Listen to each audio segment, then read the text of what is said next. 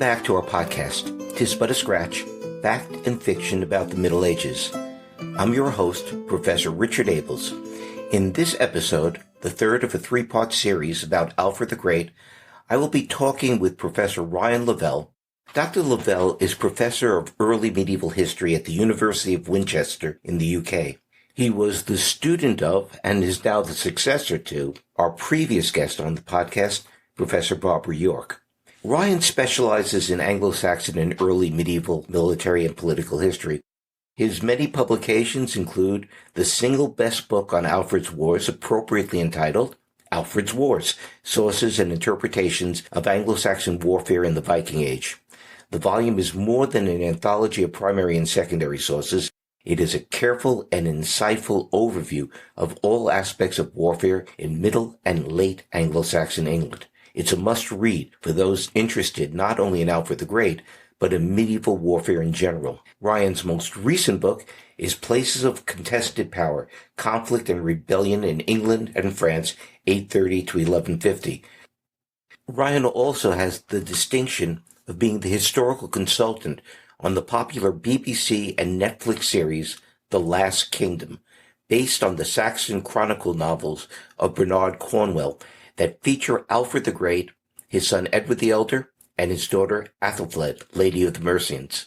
I'm hoping that Ryan will share with us what role a historical consultant plays in shaping the world we see on the screen. Welcome, Ryan. I'm so pleased that you could join us. This episode is a sort of companion piece to an episode we did 10 months ago. 10 months ago? God, time really does fly by. Anyway, 10 months ago with Dr. Levy Roach that asked whether King Alfred really was unready, in all senses of that word. And as somebody who is a fellow biographer of King Alfred, that probably is a question I should have asked you back then too. But yeah, well, it's an interesting question, but I'm very, very pleased to be here, and thank you very much for the invitation. I've linked this meeting today with the final part of a class that I teach about Alfred the Great, which is one that I've inherited actually from Barbara York as what we call in our university a depth study, a special study where basically final year students really get to grips with the source material associated with the king's reign and start to kind of engage with these sorts of questions about reputation and things like that. So we've just finished a session where we've been looking at the cult of King Alfred and the ways in which that sort of idea of Alfred as the Great really comes up. So I had the students coming up with ideas about sort of essentially making up stories associated with the local histories that emerge in the antiquarian period of the 18th and 19th centuries, where scholars would come to places and listen to local residents. And it's something that Barbara has written on about the way in which credulous scholars kind of pick up on stories and accept them as hallowed historical tradition. And that's the sort of period where that sort of beginning of well, it's not the beginning, but it's sort of building in from the ideas of the construction of Alfred as the Great in the early modern period really comes in. And so we've had fun with reputations today. So you're here live with a select group of students who've stayed on through to the very end of the session.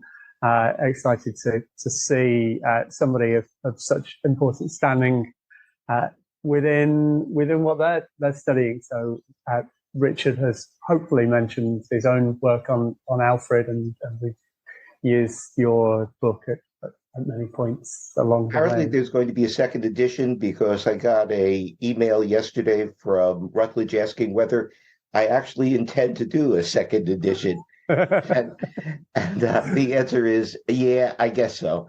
So there will be a second edition, and there are things to update about this. You're actually. I've been saying there's a new edition coming out at some point, but I don't think anyone. I don't think we've been holding our breath this particular year, but we are looking forward to seeing it at this side of the Atlantic. So far, I've written an appendix in which I explain why I believe that Alfred actually did translate Boethius's Consolation of Philosophy and Augustine's Soliloquies. Fantastic. So that's added to why I believe that Asser actually is authentic. So we could start with that. But you're going to get to referee. You're going to get to referee between me and Barbara. All right. If I were asked whether Alfred deserved the title the Great, which is a very late title, it's an early modern rather than medieval title, certainly not Anglo-Saxon. Yeah, he does. He does because of his accomplishments. Barbara is less certain. So this is Barbara's take, and I'm going to compress it very much. Right. Okay. Well, let's make the edit. Barbara thinks that Alfred probably was no more impressive than some of his successors, and maybe even predecessors like Egbert and his father Athelwulf. The difference is that Alfred controlled the story, that because of Asser and because of the various sources from Alfred's reign, which are all from his court, Alfred was able to present himself in a certain way which was particularly of interest to early modern Reformation English historians, and then was picked up by the Victorians, and it established him as the first great Englishman and the founder of England and the founder of the English Empire, etc. Yeah, and it gets played up in the sort of early modern retellings, doesn't it, in a big way? Yeah. And so for Barbara, she admits that Alfred did some really spectacular things, but she also points out that his reputation after his death was not that of the great savior king, that if anything, the reputation became that of the wise king, Alfred the Wise, not Alfred the Great, and that it really was eclipsed by maybe Athelstan and maybe even his son Edward. So, and that seems to me to be an arguable case. It always struck me that Athelred II, the Unready, when he was naming his sons, went ahead and he did this naming routine, basically all of his predecessors. I think he begins, however, with his brother Edward, or maybe Edward the Elder. So, and it's not until he exhausts everybody and gets up to himself that he doubles back, and then we'll get Alfred. So it's not as if Alfred is the great king, but he does become that. And I think that when we look at what he actually did, he may not be the founder of England. I would say he's the grandfather of England. He may not be the founder of the Royal Navy. He may not be the founder of the English language. And he certainly isn't the founder of the British Empire. But I think that Alfred's accomplishments are really impressive, and in an insular way are on the level of Charlemagne. So minor league Charlemagne, I believe the phrase is from from a certain professor's work. So whereas that sort of question of how other early medieval rulers are represented, and figures like Edgar and Athelstan being the sort of grand one in terms of military accomplishments. So it's a great argument, and but I think in many ways controlling the source material is tremendously important there, and I think it should be recognised that is an achievement. The kind of the ways in which there are what we could call an Alfredian body of texts, whether it is Alfred or not, being the sort of the debate, being one of the debates associated with the authorship of the text, but that sort of idea of a body of texts associated with the court in some ways.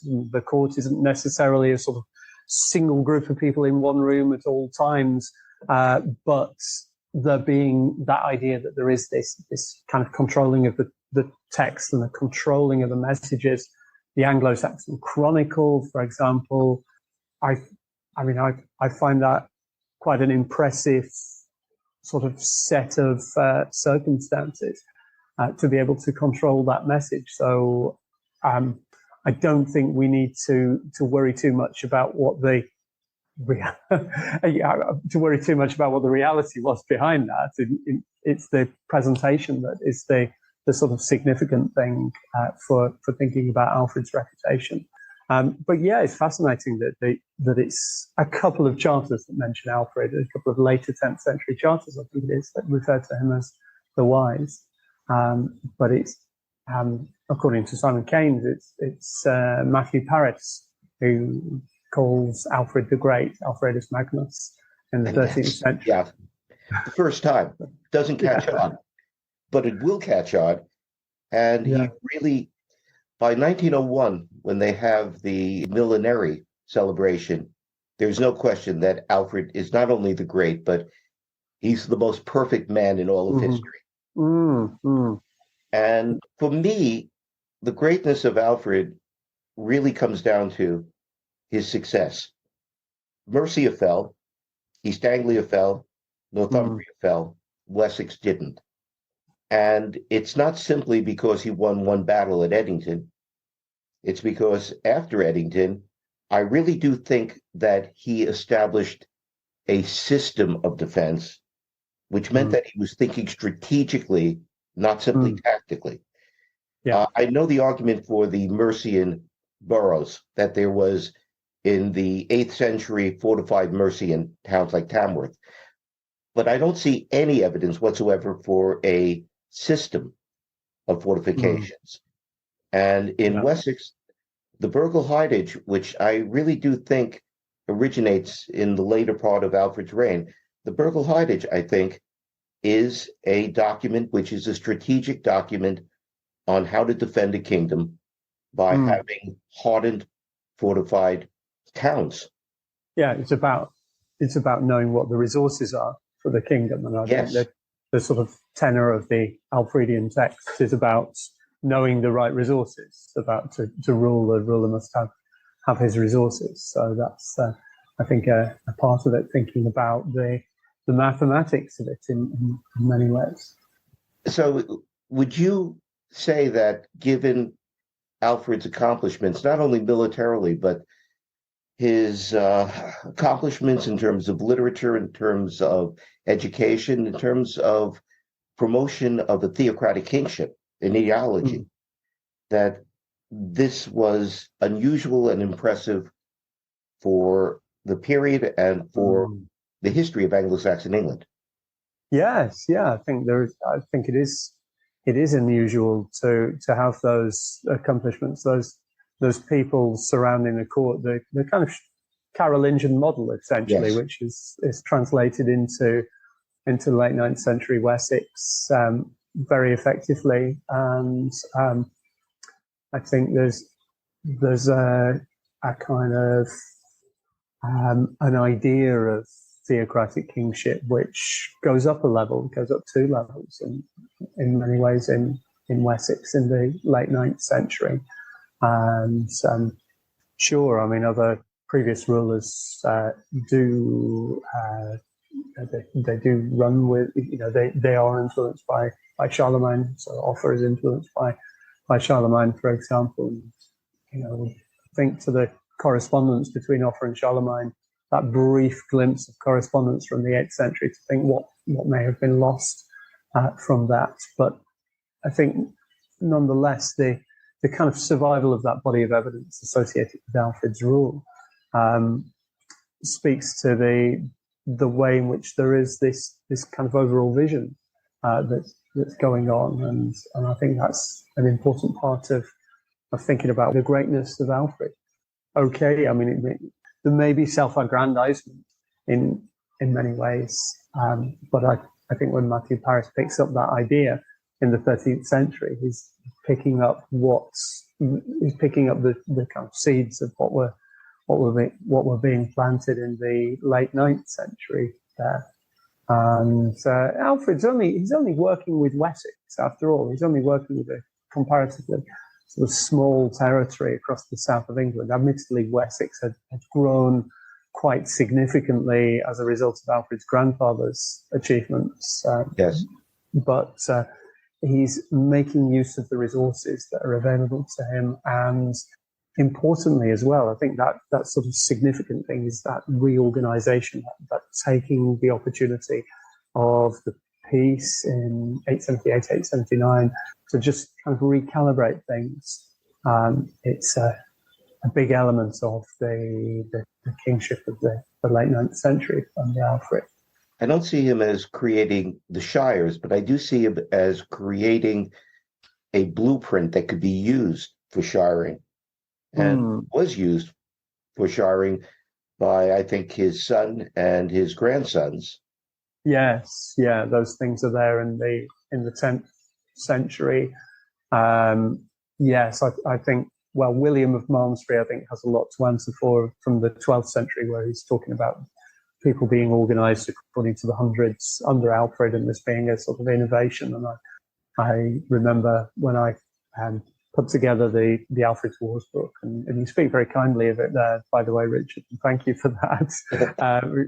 Because in many ways it started life as a sort of collection of sources, but I started to provide a lot of commentaries in between those sources, and that's where much of the impact of that book was. But when I was doing that, I encountered the William of Malmesbury reference. I thought, I'll put this in, and then kind of sort of pulled back from the idea of associating it with Alfred very, very quickly, and thinking, oh yes, but this is linking in with some of the governmental organisation of the 10th century. But that wouldn't have been possible were it not for some of the organisations that go on in the later 9th century. That's why I think of him as the grandfather rather than the father. And the creation of England is a slow process, and probably not completed really until Athelred. Yeah, indeed. And as I tell the students, it's not inevitable either that England is going to exist at some sort of set point at the end of the 10th century. It's, the kind of forms of government and the forms of geography don't necessarily lend themselves to a single kingdom that stretches from the coasts of the Channel to some undetermined points north of the River Humber.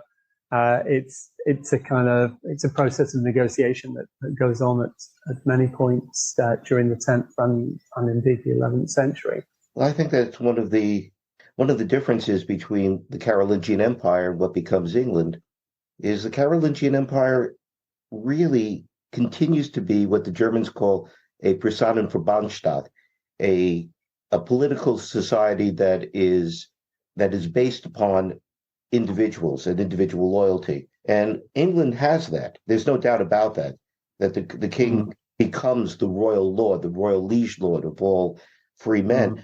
But it's also important that you end up having a system of institutions of governance that end up in the king. And those system of governance is what can create a unified state. Yeah. A state that can survive under pressure, which is which England does. Gets conquered, but it doesn't cease to exist. Yes. Tim Reuter referred to the idea of stepping into the controls of a car. Yes, we just simply taking over because it's too good not to continue it. Okay, so let me ask you now. You are the historical advisor for a very successful television drama series, The Last Kingdom. This television series, which was developed for the BBC, but is now produced by Netflix, is based on the Saxon Chronicle novels of Bernard Cornwell. The first 3 seasons are set during the reign of King Alfred.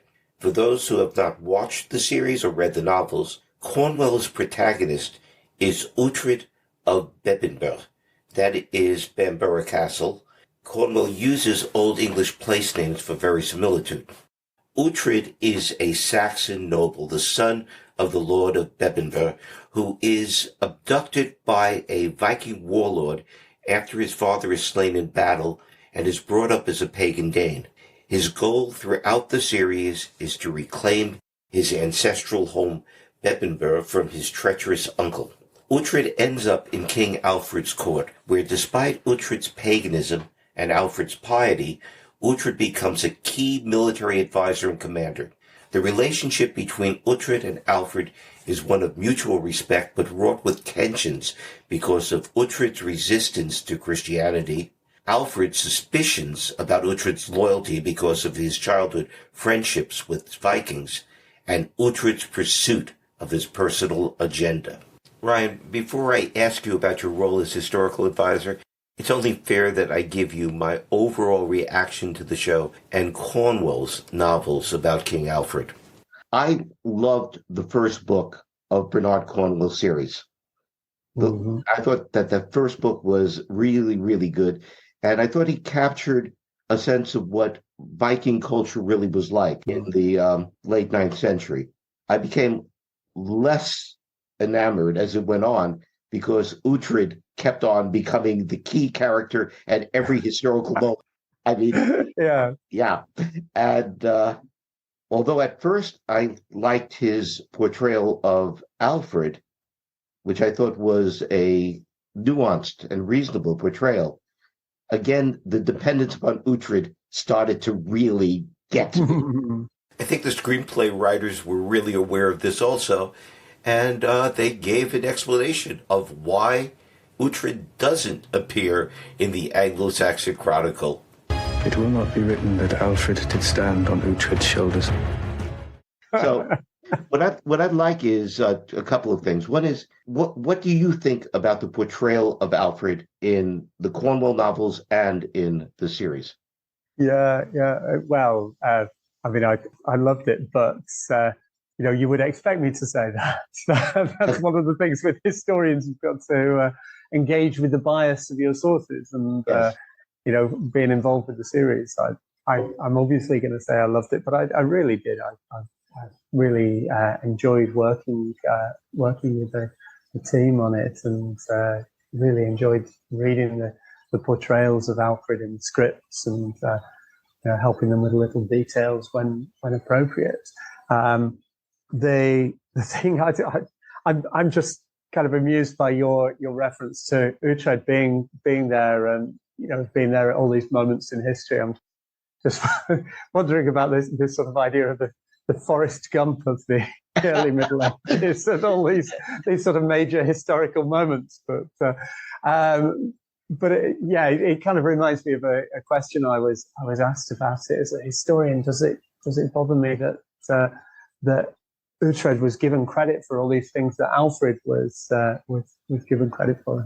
My answer was, of course, it's a historical drama. It's a historical novel and historical drama. So you've got to, if it's not about Alfred specifically, they've got to place somebody else in there who's close to the action to be able to engage with those historical moments. So that was the thing with him, and I thought the TV series really played with the link between Alfred. I think there's more of Alfred in the TV series than there is in Bernard's books. Yes. Because partly comes from the fact that David Dawson is so blooming good as portraying this guy, and of course Eliza Butterworth as Alfred's wife, Elsworth, who is given this sort of much longer life than a historical counterparts as well. This comes from the fact that these characters are really loved by the audience. So there's an element of the ways in which these things have have a real impact upon their audience that comes into this. And I think they sort of carried across that thoughtfulness, that pensiveness of Alfred really nicely in the TV series. I don't think Bernard Cornwell really likes Alfred. In fact, he's on the record saying he doesn't like him. And in a way, I think the producers of the TV series had their work cut out to kind of make Alfred into a more likable character than Bernard had portrayed him. I agree with you. The actor who portrays Alfred, David Dawson, does a really nice job with a difficult role. His Alfred is a complicated and flawed character. He can easily come over as an ingrate toward Uhtred, whom he owes so much in the series. Alfred, the pious Christian king, can never overcome his distaste and disapproval of Uhtred's heathenism. His dislike for Uhtred is clear during their first meeting. But the show's Alfred, and I think the historical Alfred, is a pragmatist. He recognizes that he needs Uhtred's military experience and his knowledge of the enemy. Alfred does reward Uhtred, but he does so almost begrudgingly and is unwilling to forgive him for what he perceives to be divided loyalties. The deeply pious Alfred is also a self-hating chronic adulterer. One of the things that makes Cornwell a good historical novelist is that he does his research. Cornwell's source for this is Asser. In Asser's biography, Alfred, who had suffered from hemorrhoids since childhood, prays for a less serious illness that would not be physically visible but would temper the sexual desires from which he cannot abstain. God's answer is periodic bouts of intense intestinal pain, which some historians, myself included, believe may have been Crohn's disease. You're right, though, that Cornwell's priggish Alfred is less likable than how he's portrayed in the series. But nonetheless, Bernard Cornwell got the notion of Alfred as a thinker across. That's true for the television series as well. One of the scenes that is promoted in online trailers is Alfred's explanation to Uhtred of his vision of a United Kingdom of England. One day, it is my hope that all kingdoms will become one, united under one God. One king. If all men can agree, yes. All that remains of England is Wessex. The birth of an England, the idea of a single kingdom called England, has to begin here. Frankly, I'm a bit skeptical that Alfred had any grander vision than an extended hegemony like that enjoyed by his grandfather Egbert, and was content with preserving his rule over Wessex and extending it to Western Mercia. I suspect that this scene was included to remind viewers who Alfred was and why he is historically significant, whether or not he's likable.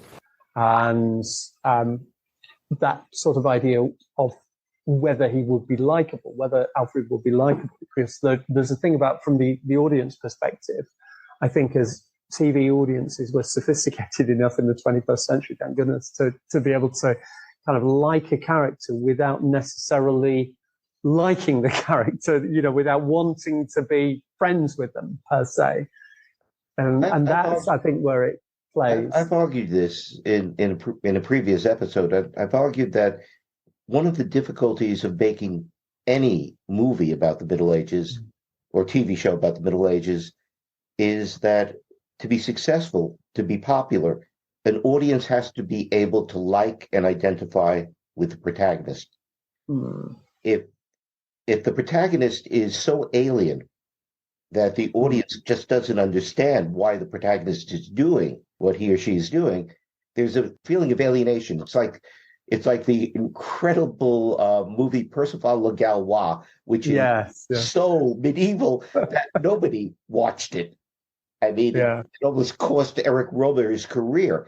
But I think you may be right about audiences becoming more sophisticated, because The Northman is an example of a movie in which the protagonist really is alien, and yet the movie is successful.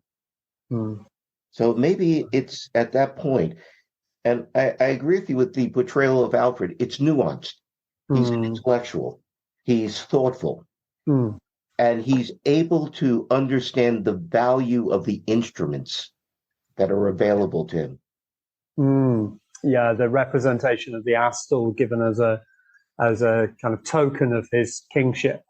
Take this so that so that people will know that it's me. Those sorts of things. But the bit that just blew me away, and I felt so privileged to be able to see the early edits of this before anyone else, or before many other people anyway, was the bit with the Chronicle and the representation where Alfred is close to death and Uhtred comes into. I mean, it still fills me up actually as I thinking about the way in which history can be controlled and nuanced, and the way in which elements of the representation of history then go off and get packaged into later periods, the way in which we receive that, and that sort of idea of Uhtred looking at this and going, where am I in this? So that's the point. It's not about you, it's about me. Yes. And I felt that was fantastic. It kind of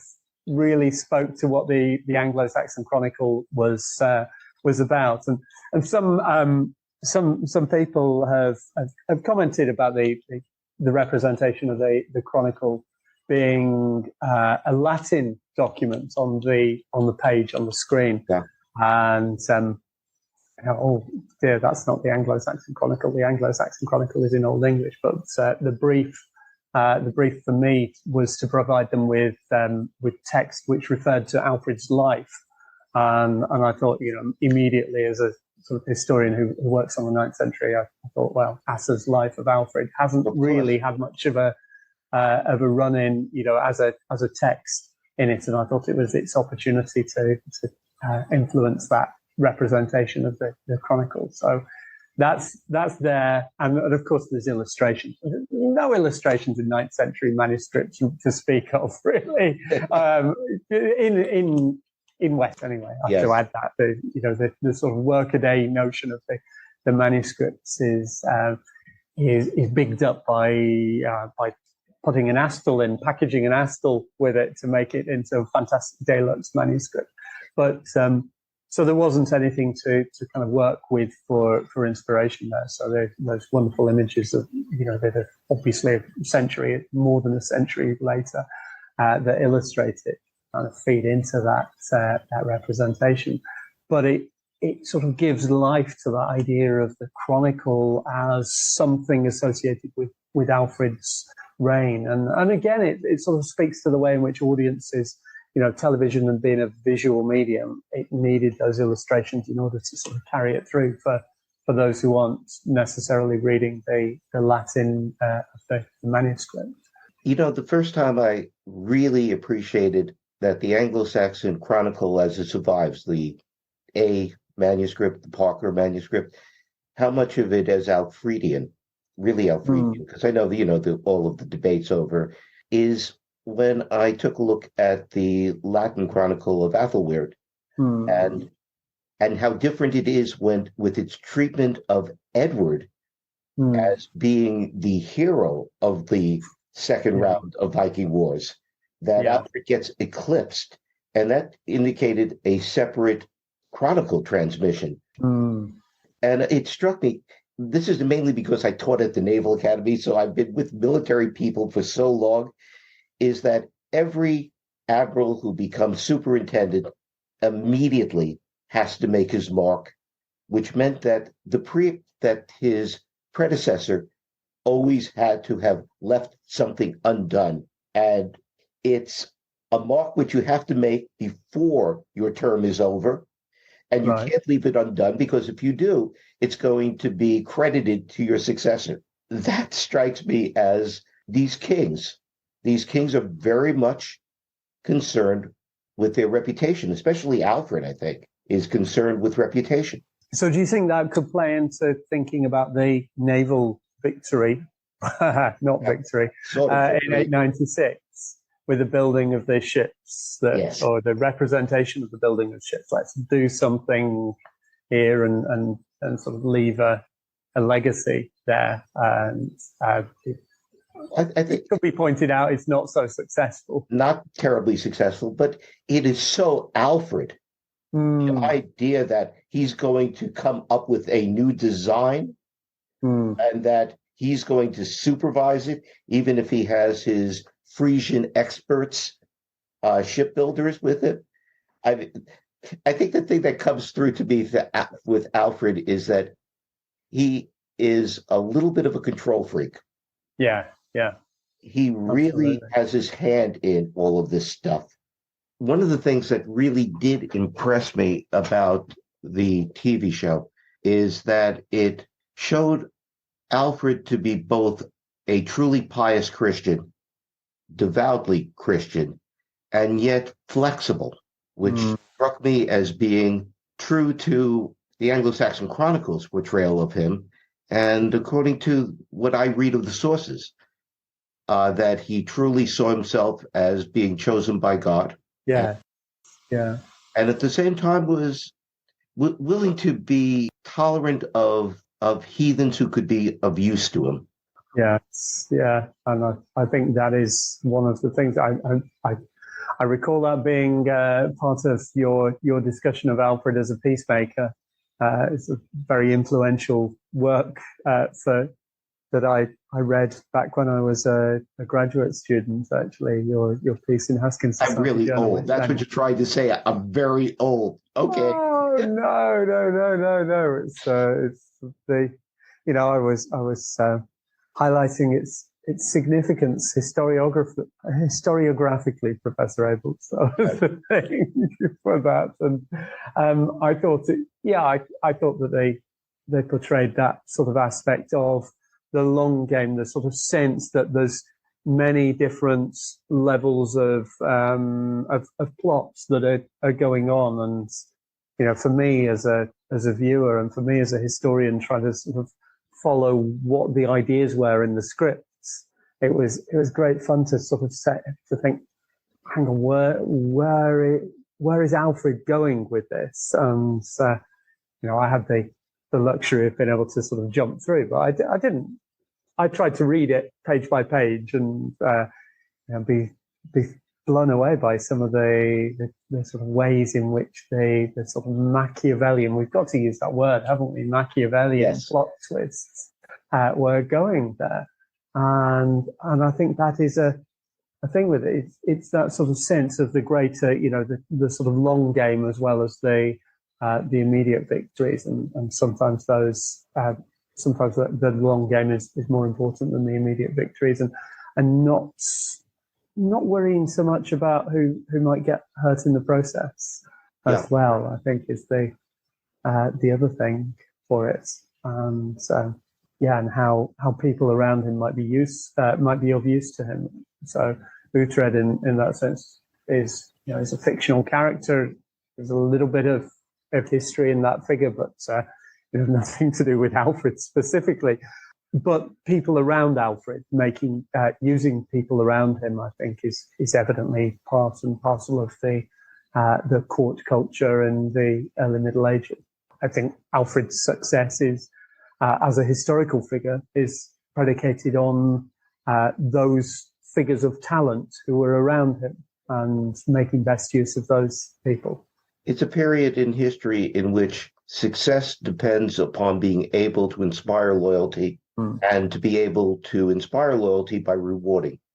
Yeah. And Alfred was good at both. Yeah. There are exceptions. Ealdorman Wulfhere apparently was not that inspired. But all in all, the fact that Alfred's nephews stayed in his court itself is an interesting thing. Yeah.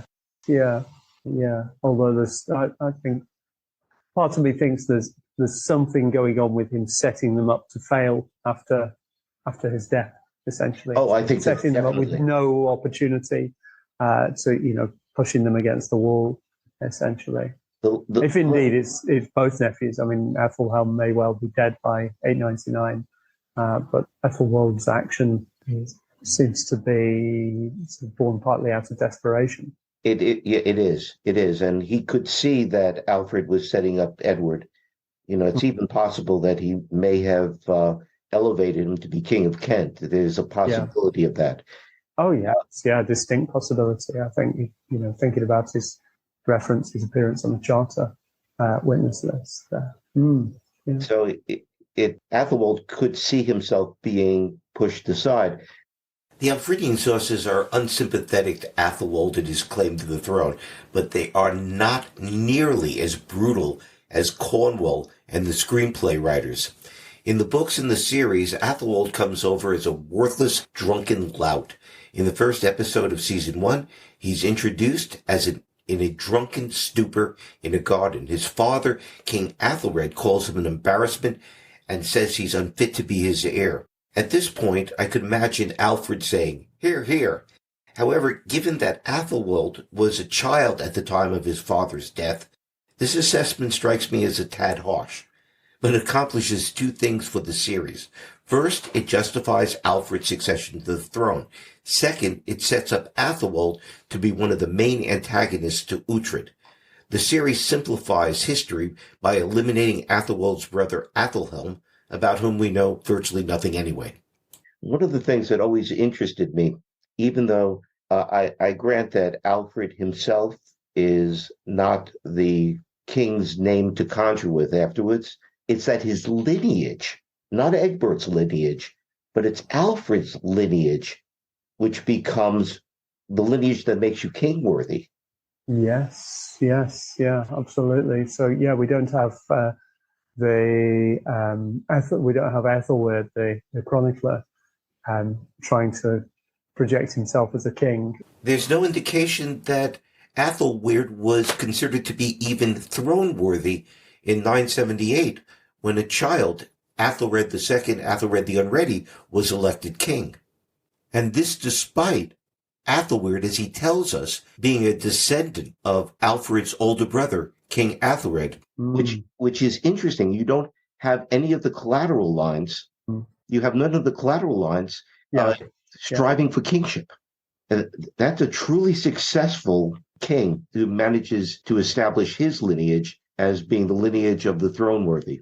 Yeah. So I think that's evidently a good note to be finishing on. Really, I think so too. Anyway, thank you very much for joining us on this. Okay, and thank you very much for coming coming in virtually into my class as well. Anytime. So students enjoyed seeing you. Anytime. I'm a retiree, and besides grandchildren and tennis and podcasting, I'm at your service. And finishing the second edition of the biography, of course. Yeah, and right. Of course. You and my wife both nag me. That's okay. Right. Okay. So bye for now. Okay, bye for now. Bye-bye. Thank you very much, Richard. Bye-bye. If you were enjoying Tis But a Scratch, fact and fiction about the Middle Ages, please let your friends know about it. Good reviews and good ratings really help spread the word. Until next time, bye for now.